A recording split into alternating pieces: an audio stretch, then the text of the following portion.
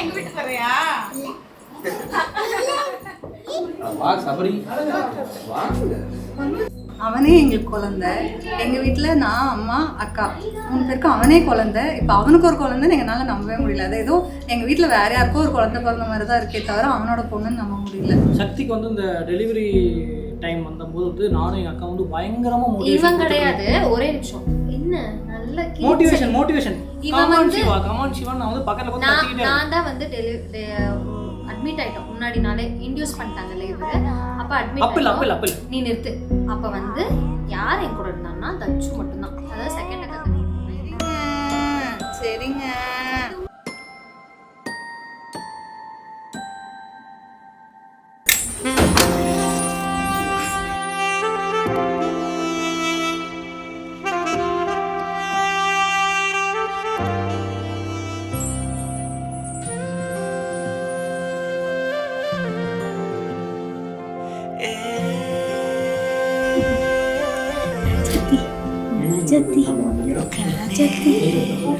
கண்ணின் அழகே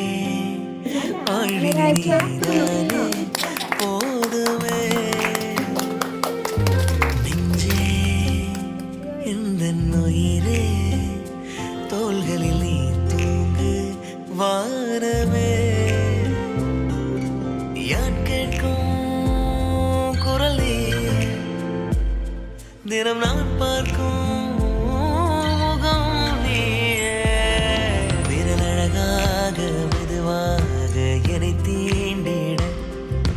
மழை கால துளி போல குளிர்கின்றது சிறு விரலை தலை சாய்த்து ஏதுக்கு பெருமா உனக்கு சொல்லவா? நீ சொல்லு. நீ சொல்லு. நான் சொல்றேன். சியாரா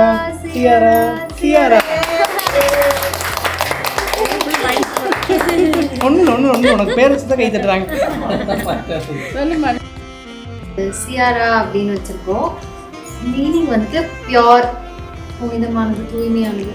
ஸோ அதுதான் மீனிங். அதுவும் இல்லாமல் 2 பேரோட காம்பினேஷன் பிளான் பண்ணோம். நல்ல இந்த நேம் வந்துச்சு.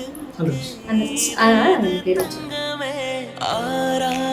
நான் பாட நீ தூங்கு செல்லமே நிலமுகம் அது நீதானே கனாவிலும் தினம் நீதானே விஸ்வாமிர்தம் அடிப்பேர்தானே 7 ஜென்மமே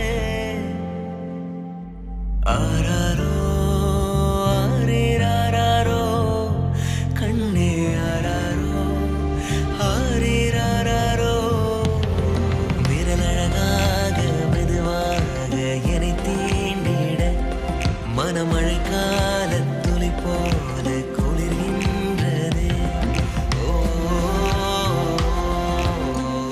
ஸோ நம்மளோட பேர் வைக்கிற ஃபங்க்ஷன் வந்து சிறப்பாக முடிஞ்சுது. அந்த ப்ராமிஸ் பண்ண வேற எதுவுமே நீ எனக்கு பண்ணவே வேண்டாம். குழந்தைக்காக நான் ஏதாவது பண்ணணும் அப்பதான் கேட்குறாங்க. இதை பண்றது அதில் நான் பக்கத்தில் பாப்பாவுக்கு சம்மந்தமே இல்லை. நைட்டாக அழுதான் கண்டிப்பாக நான் வச்சுக்கேன்.